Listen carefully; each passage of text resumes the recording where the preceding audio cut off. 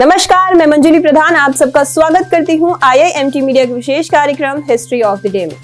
फिरोज शाह तुगलक तृतीय आज के दिन बना था दिल्ली का सुल्तान। 25 अगस्त 1351 को तुगलक वंश का शासक फिरोज शाह तुगलक तृतीय दिल्ली के सिंहासन पर बैठा था।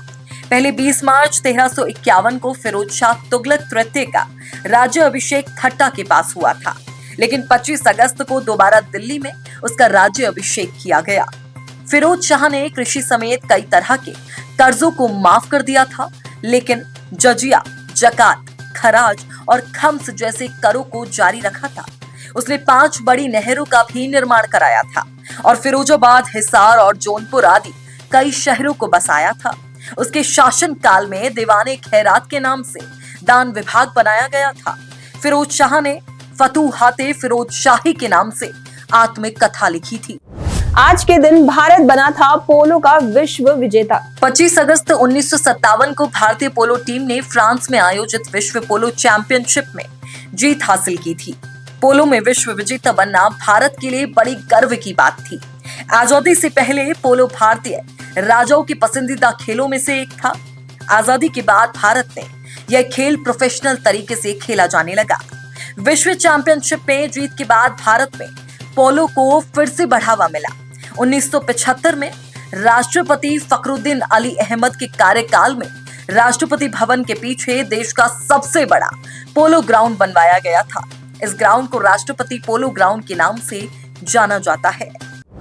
आज के दिन हुआ था चांद पर पहला कदम रखने वाले नील आर्मस्ट्रॉन्ग का निधन। चंद्रमा पर पहला कदम रखने वाले अमेरिकी अंतरिक्ष यात्री नील आर्मस्ट्रॉन्ग का 82 वर्ष की आयु में 25 अगस्त 2012 को निधन हो गया था। आर्मस्ट्रॉन्ग ने 20 जुलाई 1969 को चांद पर पहला कदम रखा था, जिसे उन्होंने मानव का छोटा सा कदम लेकिन मानवता के लिए बड़ी छलांग कहा था। विश्व भर में करीब 50 करोड़ लोगों ने यान अपोलो 11 को चंद्रमा की सतह पर उतरते हुए टीवी पर देखा था। आर्मस्ट्रॉन्ग इस यान के कमांडर थे। उन्होंने अपने साथी एडविन एल्ड्रिन के साथ करीब 3 घंटे तक चंद्रमा की सतह से नमूने लिए थे।